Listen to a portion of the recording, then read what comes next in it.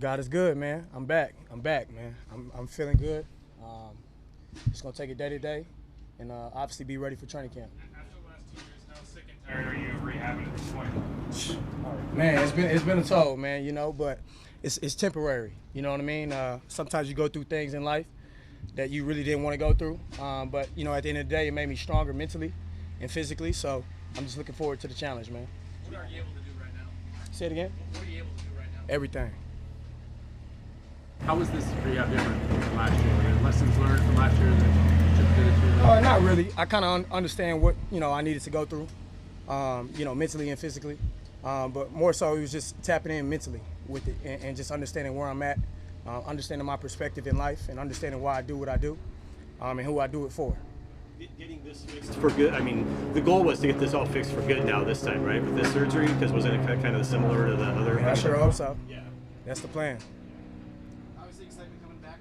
But all the changes around, new scheme and all that. Yeah. I mean, how much more amped does that get you for everything? It's really exciting. You know what I mean? We brought in some coaches that really are eager to teach everybody. It's a defense that I know Diggs and I are really excited to be a part of. It's very aggressive, and to where we can be interchangeable, to where we can make a lot of plays on the back end. What does that do for you when it's, you said aggressive, interchangeable? What does this defense do that helps you? Just keeping everything not always the same. You know what I mean? You can disguise everything. You can move around. I can be in the box sometimes. I can be in the back end sometimes. I can be blitzing. Whatever the case may be. So it's a really creative defense, and I'm just looking forward to it. Have you played in anything like this before? I have. LSU and Todd Bowles.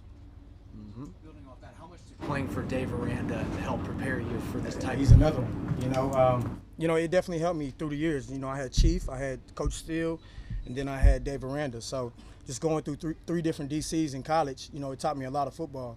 And so, this is definitely something that I'm used to. Terminology is the same. Might be one or two little wrinkles that you got to get adjusted to, but other than that, man, I know it.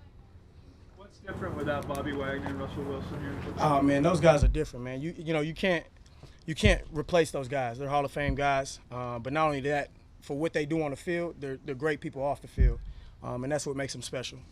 Does it feel different? Is there a role for? Most definitely, it definitely feels different, man. But at the end of the day, those guys are where they need to be, and we're here. And we new leaders and new guys got to step up and rise to the challenge. You feel that's incumbent upon you now? Absolutely.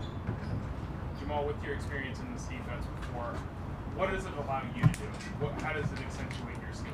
Yeah, I just think you can be so creative in so many ways, and not just me. You know what I mean? Quandre Diggs and Trey Brown and the Artie Burns is coming in, the Kobe Bryants. I mean, it's so many guys that can do so many things in the back end, and we can all do everything in the back end to where we can be creative, to where we give offenses problems, and that's the goal. You mentioned new coaches. What have you thought about Carl Scott and Sean Desai? I love them. Smart guys that want to teach, very patient with what they do. That's very important as a coach. And they just want everybody in the back end to make plays. That's what it's about. What was it like last season with all the attention that offenses were paying to you, as you were trying to blitz? Well, I was just getting double teamed, so that's what it was like. But other than that, it was cool. Does this, what you guys are going to do defensively this season, what you're going to do differently, does that make it harder for them to key in on you the way that I believe, but they're still going to, be watching me, of course, and they're going to be watching other guys. We got DT coming off the end. He's up for a big year, so I'm looking forward for him. But, obviously they might slide the protection, and if they slide the protection, somebody else is going to come through. Where would you say Diggs is at just mentally in terms of his recovery process? Well, I mean, he's out here talking shit, so I think he's all right. Did you do anything interesting with your offseason? Go anywhere? Do anything? Nah, man, just back home. Did you have something with your fingers too? I did, man. I had to get both of my fingers fused. So I've been dealing with that for 2 years. I ain't really been saying anything about it, but it is what it is. You had to get them what? What was that? Fused. Oh, Yep. which two? Both of my fingers. So I'll never be able to bend fully, but it is what it is. It's for the love of the game. Been going through that for 2 years now. I mean, my first year when I got here, dislocated my ring finger probably about 10 times, and the other one probably about 12. So been dealing with that. Ain't really said much. Let everybody talk about it, whatever. But it's good now, and they're in trouble. What is it like trying to play for that? Oh, it's tough, man. I played with one arm damn near for 2 years. But that's no excuse. At the end of the day, it was tape it up. Let's go. You said you can't like make a. Nah, so they fused at an angle. So I can't really make a fist, so I'll never be able to go straight again. Jamal, you talked about perspective, and you just went through some of the injuries and off field. So where are you at in terms of just football life? Yeah. Well, I'm just going through. There's so many things outside of football. And there's real life really going on.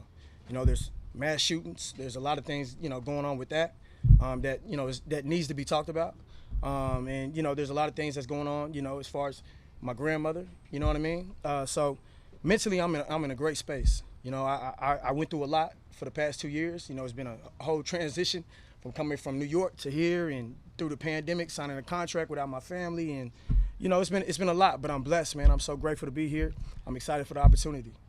My grandmother, I know it's personal. Nah, I'd rather not. Okay. Appreciate it, though. Rogers says he wants to be all pro this year. Why do you think he hasn't gotten enough votes to get there? Well, that's his goal. And at the end of the day, sometimes it's just it wasn't his turn. He's fighting for that, and he's gonna get it eventually. And hopefully it's this year. We'll have 2 All-Pros in the back end. You mentioned Kobe earlier. What are your impressions of? Very smooth guy, very smart, understands the game. It's crazy. My DB trainer linked us up right before he got drafted. And I kind of hit him up just to give him some advice on, what to expect and good luck in the draft and whatnot. And man, here he is. So, I was one of the guys that he hit up, and as soon as he got drafted, and I was excited to see that. That's a hell of a pick, man. Definitely a steal. Anything else? Appreciate it.